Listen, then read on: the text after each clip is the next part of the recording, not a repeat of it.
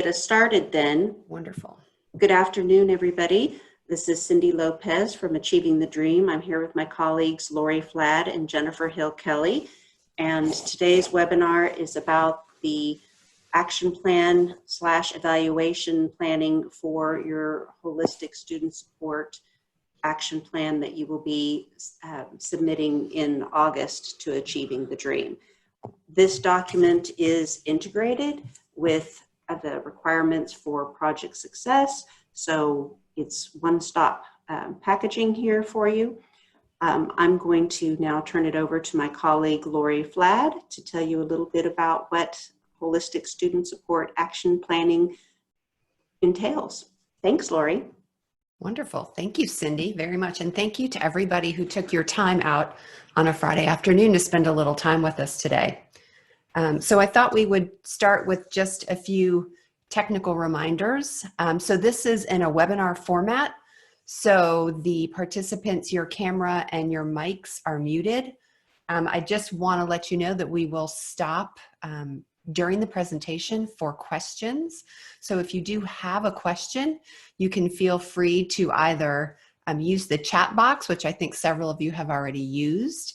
And then also, you could also put a question in the Q&A box as well. So, and we will keep an eye on those boxes to make sure that that we're gathering your questions. Although quite honestly, I think the chat box is probably best to use because there's not that many of us.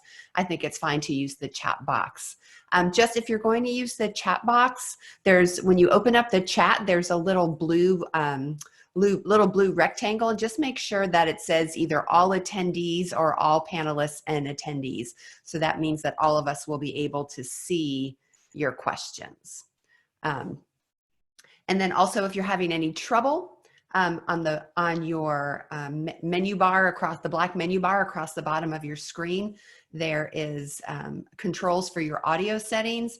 And if you're having difficulty, you can choose your speaker using the controls down there.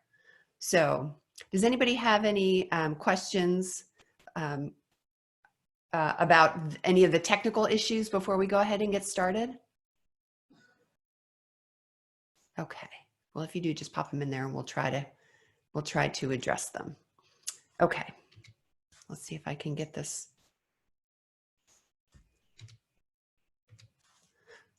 And one other thing, we are recording this and we will share the slides and the tool at the end of the webinar.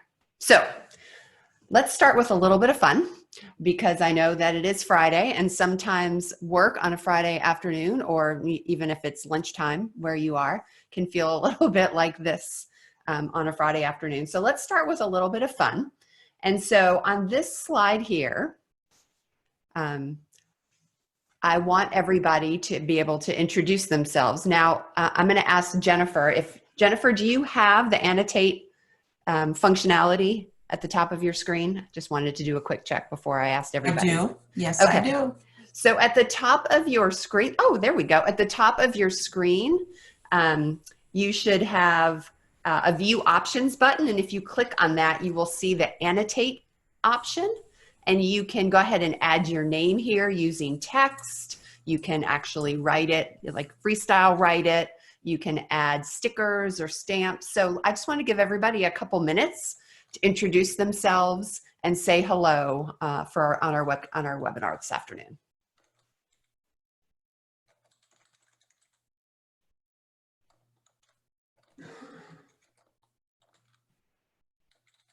Oh, some people don't have that option. Okay. If you don't have the option, use the chat box and tell us who you are, and Jennifer's here and Cindy is here, and where you're from, and maybe one great thing that's going on in your world today. I'd love to try to start these on a positive note.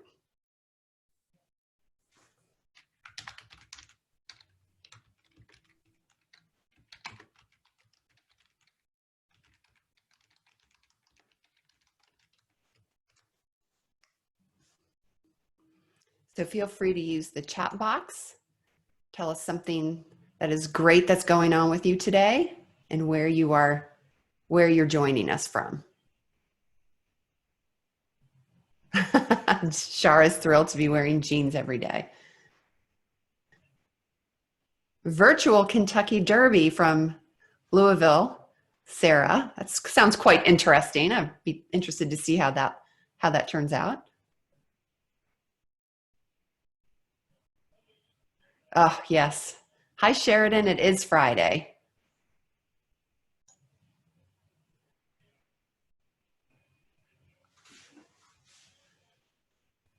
Oh, hi, Leah. We've got puppy sitting going on. That's wonderful. Oh my goodness, Lisa, I wish we had the ability to turn our cameras on so we could see you today. It is May. Leah, it is May. April was the longest month of the whole, it felt like a year. Oh, that's wonderful, Anita. All right, well, I'm going to let you keep including your great news into our webinar or into our chat box. And I'm going to go ahead and keep us going. So on the note of keeping things fun, oh goodness, we still have our annotates in there. So in the spirit of fun and puppies, as we've already heard in our webinar chat box, I wanted to get us very excited about planning because planning is actually one of my favorite things to do. And I know we have some people on this call and on this webinar that it's also their favorite thing to do. So I thought that I would include a little fun about planning and also why planning is important. Because, you know, as I was doing some searching on the internet for some fun pictures that I could include in our webinar, I saw a quote that it said, if you're not creating a plan, then you're planning to fail. And I don't know that anybody actually plans to fail, but it certainly does help to see the work ahead of you. When we think about the importance of planning, it really does help to sort of see and spread out the work ahead of you, see what parts of the plan can take more time, see what parts of the plan might be really resource intensive, and sort of allow you to get a broad scope of the type of work that you are engaging in with a plan. So what we tried to do is to create one tool. So we tried to create this action and evaluation plan as one sort of comprehensive tool that would be useful to the colleges to use through the sort of long-term, through the lifetime of their work. And we know that if we plan, that everything will go exactly as we plan. So we're going to spend a little bit of time today showing you the tool and hoping that this is going to be something that's useful to you to keep the momentum of your work going. So let's talk a little bit just in broad terms about what the action evaluation plan is about. So first of all, we thought we'd start with the due date. So this is due Friday, August 14th of this year. And it is meant to be used by the college and the coach together. So it's what we call a partnership document. And I really like that term because this is not something that we are giving to you and expecting you to fill out all by yourself with no guidance. This is really meant to be used as a tool with your coaches, as you plan out your work over the long term.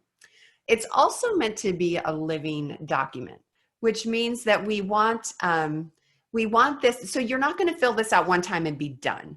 This will probably be filled out in phases. You'll be adding things, changing things, and as you learn, as you incorporate your lessons learned, this document will be iterated upon. So I think that knowing this, the document, when I show it to you, the tool is probably going to look a little big and comprehensive, but I just want you to keep in mind that this is meant to be done with your coaches as a partnership. It's obviously your document to own and keep with your work on it, but you have help in getting it sort of established, and it's meant to be something that you revisit. So you really can't do it wrong, and it is meant to be revisited and adjusted over time.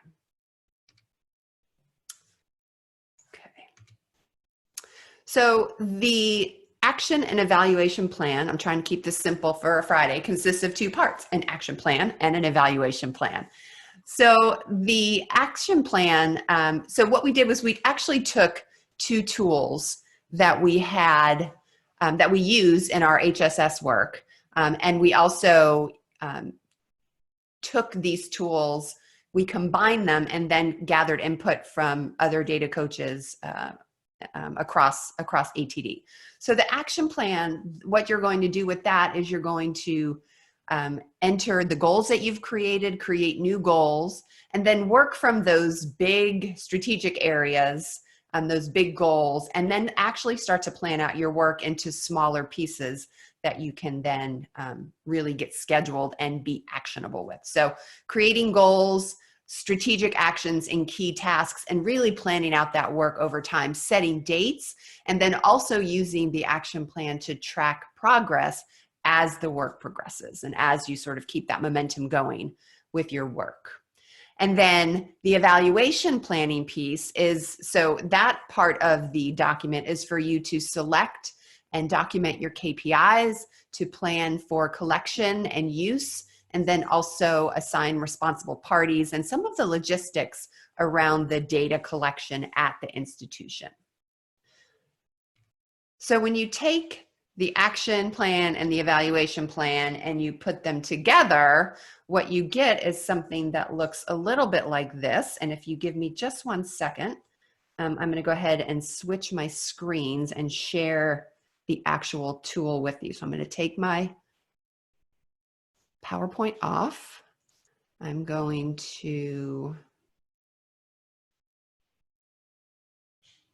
share. Here we go. The evaluation plan. Okay, Jennifer or Cindy, can you verify that you can see the action plan? Yep, I can see it. Great. Yep. Perfect. You might need to Make it bigger? increase the, yeah, just a tad. Okay. So this action and evaluation plan, so this document is in Excel, and it is a multi-tab document. Let me make this a little bigger. Our first, does that help? Our first tab is just, we wanted to include some definitions, so we had some consistency around our language. So you'll see in the action planning piece, we talk about goals, we talk about strategic actions and key tasks. And so, you know, our goals are our broad level strategies. And so I went back and looked at some of the proposals that some of the TCUs had submitted for the grant. And so I think if we're to crosswalk the language, these goals are very similar to what the colleges submitted as their bigger priority areas and their project success plans. Now, we just want to make sure that this language makes sense to you. So as you work with your coaches, you can make sure that, you know, this language makes sense. Strategic actions are more focused. So we're going now from bigger, broader goal level strategies to more action oriented strategies with our strategic actions. And then down to our key tasks, which are specific strategies and activities that will allow us to accomplish. So for example, if our goal is to help students build relationships on campus. I've actually worked with the college. That was one of their big goals, was to help students build intentional relationships on campus. One of their strategic actions, and they had several of them around accomplishing that goal, was to help students build relationships. They were going to assign each student an advisor. So that was one of their strategic actions, was assigning each student an advisor.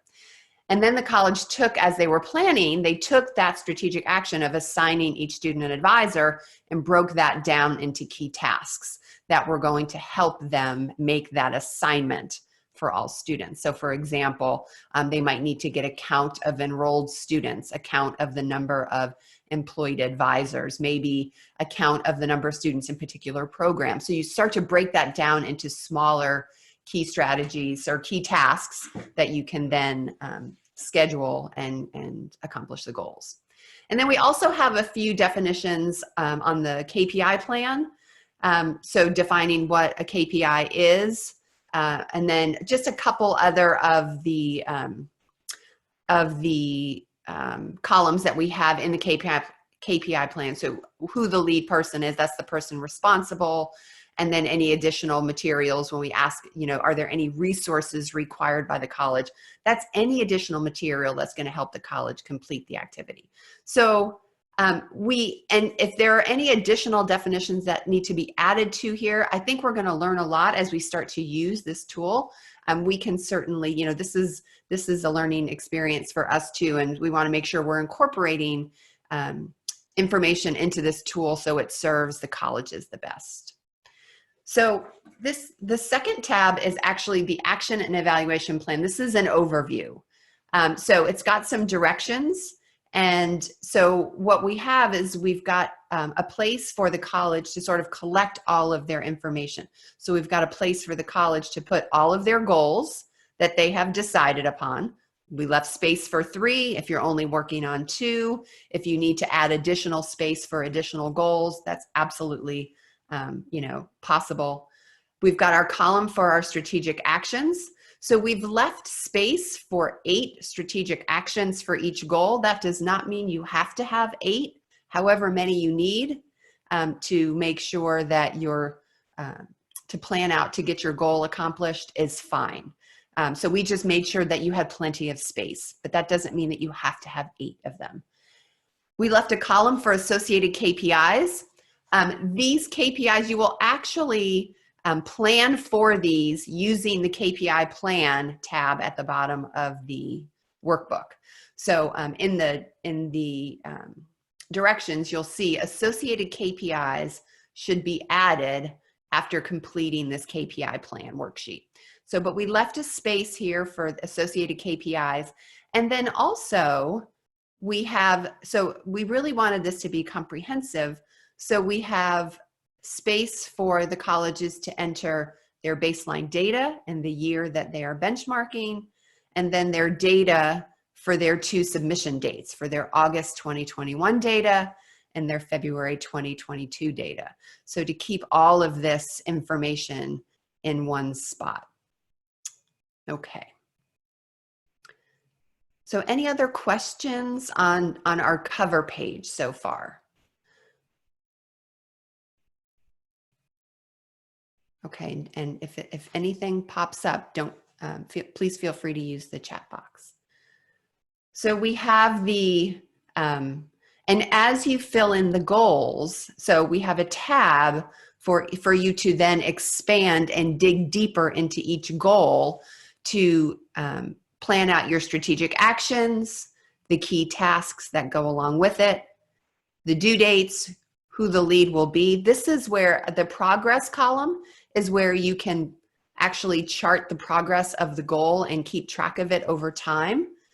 Any resources that are required while you're doing the planning, and any notes that you need to keep as you are tracking this information. So I'm going to thank Jennifer Hill-Kelly for her Excel magic. But when you are on your cover page and as you input your goal, so I'm going to input a goal here to ensure all students complete FAFSA. That's going to be one of my goals. Okay, so I'm going to include that as my goal. When you then head over to plan out goal 1, that goal will populate at the top of your sheet, and then you can start planning out your strategic actions. So if one of my strategic actions for this goal maybe is to link the FAFSA to our homepage. If that's one of my strategic goals, then I will put that in there, and then I can actually plan out the tasks that will allow me to get that done. So does that make sense, sort of how we are breaking it from very big to smaller, more actionable tasks that you can then plan out with dates and responsible individuals? Any questions on that? So one of my key tasks might be to connect with IT about adding a link, and then I can add my due date, who's in charge, and then I can start to map it. And as you change your progress, oh, maybe it doesn't want to change right now.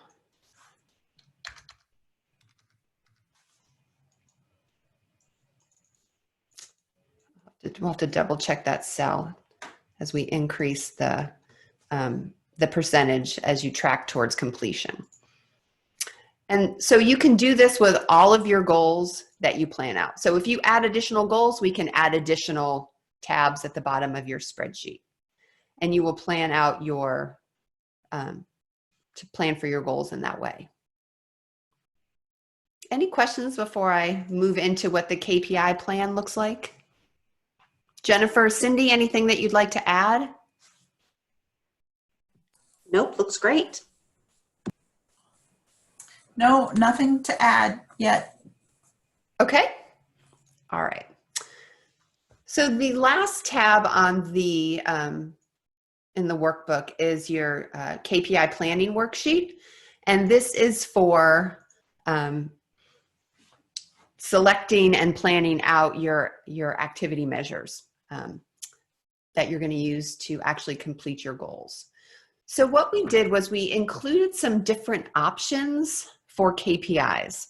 So there are two recommended but not required KPIs that we included at the very top of the first column of column A here. And these are credits completed divided by credits attempted and students who completed college level math in their first year.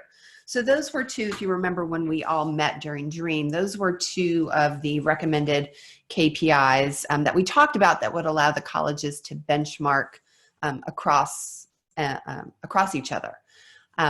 Again, those are not required, they were just recommended. So the colleges, it's recommended that they select between 5 and 10 KPIs. And I see in the chat box that we recommend at least 2 goals. Early momentum metrics are great, which that is true. So from the early momentum metrics, what we did was we took those options that were on the early momentum sheet, and we created these cells so you could select your KPIs from a drop-down. So we have first term KPIs, we have first year KPIs, second year KPIs, some others that didn't fall into that category. And so when you use the drop-down tab, you can actually select from the drop-down menu which KPIs you would like to track. You should make sure that these KPIs are tracking and align with the actions that you're choosing, and that these also align with your strategic plan with your college and also the mission of your college. So we want this all to fit together so it helps support the work of the whole college. So we've got a drop down for first term KPIs. We also have drop down for some different choices for first year KPIs that you could select from. We have some options for some second year KPIs. And again, colleges can choose between 5 and 10. We just wanted to make sure that you had an easy way to see some of the early momentum metrics that were options as options for your KPIs. And then so we've got a couple extras, a couple other ones. These are more outcome metrics. And then if there are some that don't fit in any of these categories, maybe it's something that you are using that is more of an implementation metric to ensure that your project is tracking in the way you want it to, you can absolutely include any custom institutional KPIs here as well. So for example, I could just give you one example. I'm working with a college, and one of their goals was to make sure students had plans, so academic, career, and financial plans. And so to ensure that they were tracking towards their goal, they were measuring every month how many students were actually completing those plans. So if there's a smaller implementation metric, so even, I've heard Jennifer call them, early or earlier momentum metrics, those types of more custom KPIs can go here as well. And you can work with your coach on making sure that these metrics help you with the work that you are planning at your institution. So along on this KPI planning worksheet, we've got columns for the data that's required, where it's going to come from, who's responsible for it, who's the lead, how frequently you will collect it, so the cadence. And again, that's going to change. That'll be different depending on the type of data that you're collecting. And then we want to make sure that colleges think about how the data will be shared and how it will be used. So again, just not collecting, but then who else can learn about the data at your institution? How can you share it? And then how will you use it? And maybe you'll use it to adjust your action plan. Maybe you'll use it to make some changes at the institution. So we know that this is, like I said, this is kind of a big document and it embodies two very big pieces of the holistic student support work that's going on at your institution, both the action planning piece and the evaluation planning piece. And really, it's not even just planning, it's also planning and monitoring. So, we're calling it a planning document, but it's really planning and progress, because you can keep track of how close you are getting to your goals by using your progress columns as well. So you're going to actually monitor over time using this tool. So any questions on this? Oh, there we go. I'm looking in the chat. Jennifer or Cindy, anything to add? Yeah, Lori, I just wanted to mention, so one of the colleges I work with is already got their action plan underway. So I just want to clarify kind of the expectations for use of this document. So we intend, like you said, for this to be a partnership document, so that we would move into using this document and then keep track as we go along. Like I use these, the action plans to kind of show everybody where we're at during what will be now our virtual coaching sessions. So the goal would be, though, to use this from here on out and then all the way through to the end of the project. Great. And I'm actually, Jennifer, I'm really glad that you said that. So if you already have an action plan or goals started, this is just to help track it and to put everything in one place to be a comprehensive tool. You don't have to recreate goals if you're already well on your way. So thank you, Jennifer. I also wanted to mention that although this document is due in August, along with your budget, I wanted to mention that we will try to get the individual links out for you to upload these much sooner than that. So if you already have it ready and you want to go ahead and submit it, you can do that earlier. So I hope to have that out by the end of May. So for those early birds who want to get it submitted, you're able to do that. And if you need assistance on this, your coaches, are glad to help. And I was going to mention, going back and forth on this document with your coaches, it'll be important for version control, right? To save the different version as both parties comment. Absolutely. Okay. So since this is going to be coming out at the end of May, headed your way, Cindy's going to send out the link. If there is anything that so after we have shown this to you and there's anything that you feel like is missing, please feel free to reach out either through your coach or to reach out to Cindy directly, because we want to make sure that this is a tool. We want the colleges to use it and we want it to be useful to the colleges.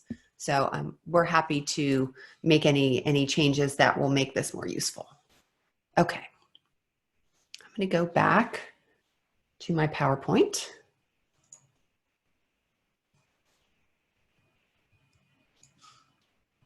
Can everybody see that? Are we back on to PowerPoint? No.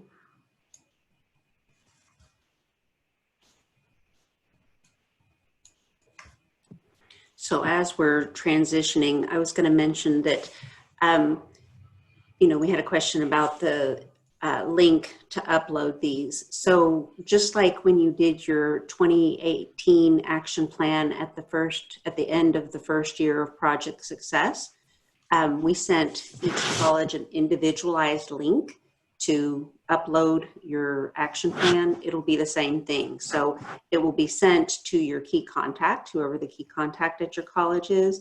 And then again, you will use that link. And that link should also be connected to Canvas. So you can go to ATD Connect too, and refer back to the document that you had submitted.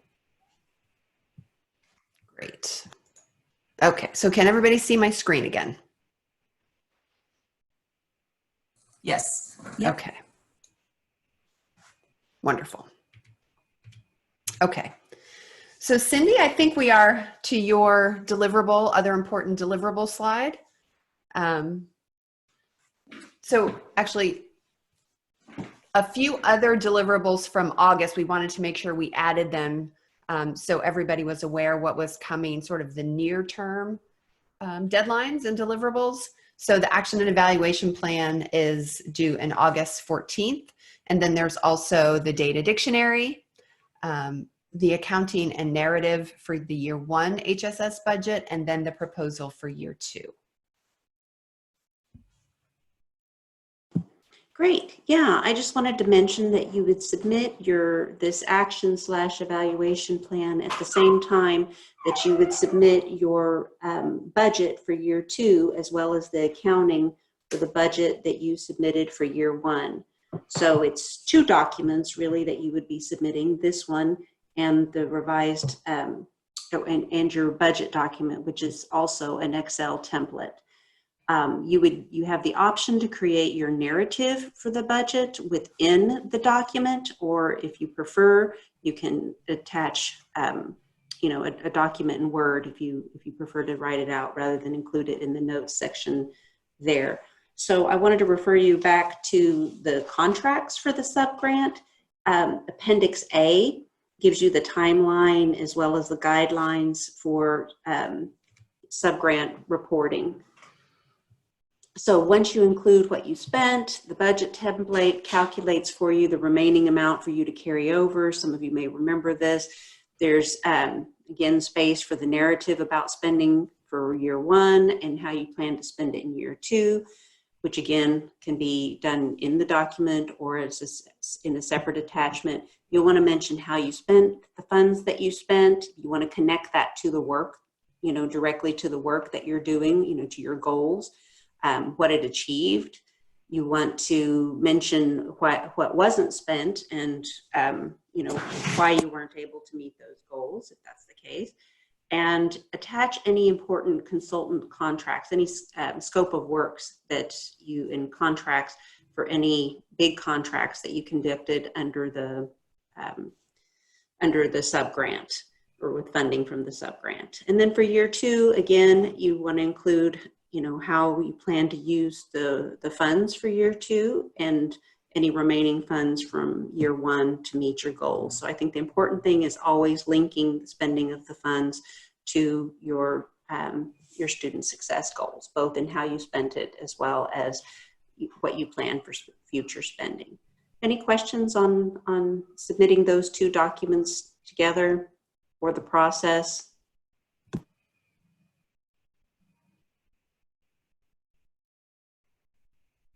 Well, that was easy. Great. That's all I've got. Okay. Lori, Jennifer, anything you wanted to add to that? Nothing from me. Jennifer, anything to add there? No, nothing to add. Okay. Well, I wanted to take a minute again to tell everybody thank you to allow us, first of all, to introduce this tool to you.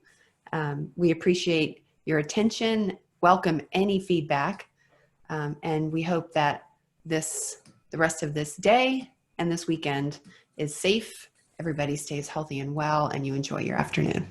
Thank you so much for joining us. Thank you for being on today. Thank you. Bye, everybody. Bye.